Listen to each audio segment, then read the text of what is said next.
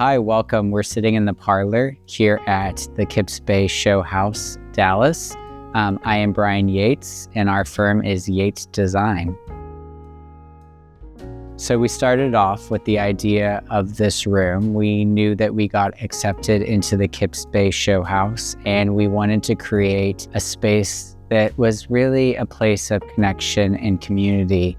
And when we walked into this room after getting assigned it, we automatically knew that we wanted this to be the parlor, a place that's rooted in the traditional sense of our great-grandparents and grandparents' parlor, but in a contemporary form. What does it look like in present tense of, having a place that's really a place of connection, not about television. We love being that we're right off of the dining room, and the idea of having cocktails or playing games after dinner is just something that really resonated with us and something we wanted to really move forward with.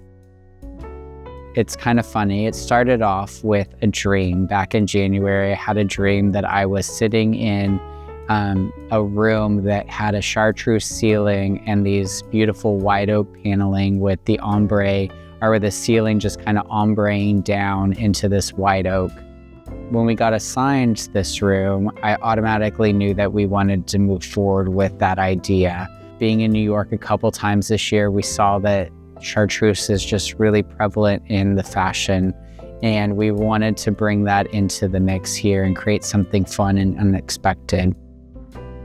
Us as a firm always believe that it is multiple hands working on our projects, and we want to celebrate that with all of our clients, letting them know and educating them that there are just multiple hands that go into creating what we're doing.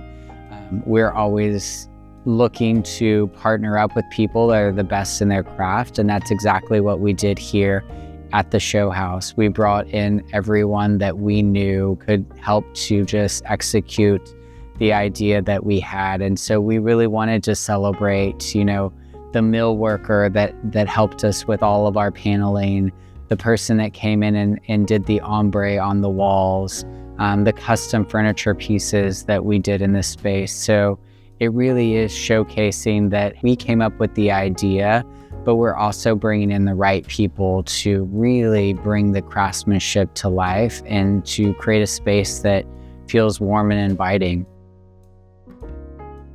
We're extremely fortunate that we have 4 amazing designers at our firm, and then Mike and I obviously make the 6th. But every single person had a hand in this project. We wanted to participate in Kips Bay this year so that all of our employees can really, have an ownership in everything that we did. And so what we did for this room is no different than what we do for our clients. We really sit down and charrette and come up with an idea.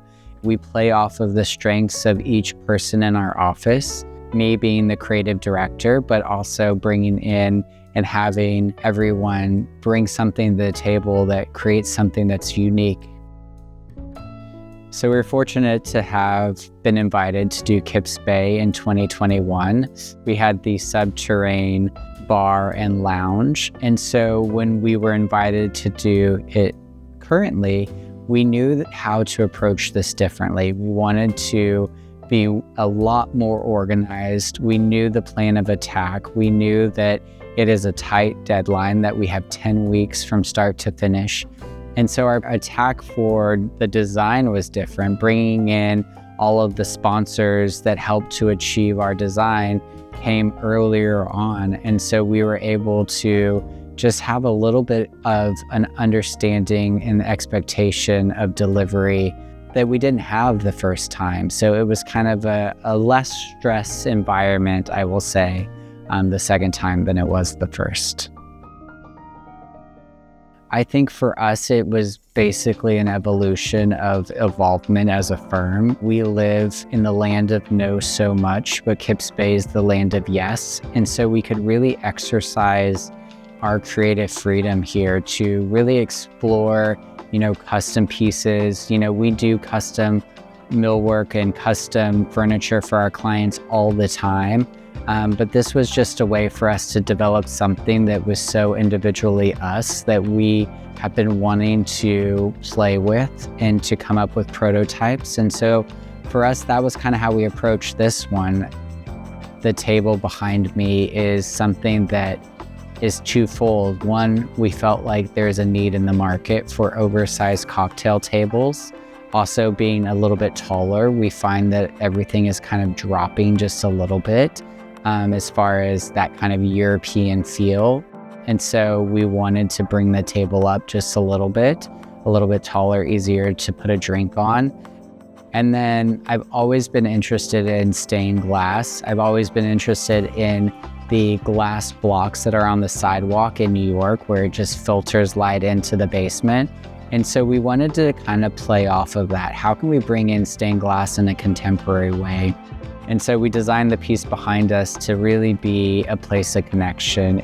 It's a softer shape to it, so there's no hard lines. All of the stained glass can be interchanged. So we have a beautiful perforated top where the glass pieces house, but those can all be interchanged.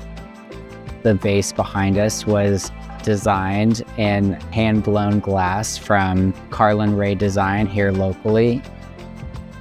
That vase kind of acts as the fifth leg and can be moved anywhere within the table.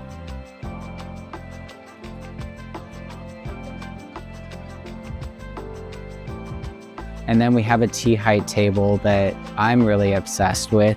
We took a traditional basket weave pattern, but brought it into a more of a contemporary light by having that as the tabletop. They took walnut veneers and wove those together to create this beautiful effect and used this 200-year-old craftsman technique to achieve it. And then we added the leather on the base that is the same leather that we have plaited on the walls. So again, you see these things just sprinkling in and out of the room that really just kind of tell this really beautiful story. This space is a little bit more furniture heavy than the last space. The last space was a little bit more architectural elements to it. This one is really more rooted in furniture. And so we had the ability to really play with, some fun pieces that hopefully we'll have a collection one day. For us, it's almost a selfish act. We're designing this space that's so personal, that's so fun.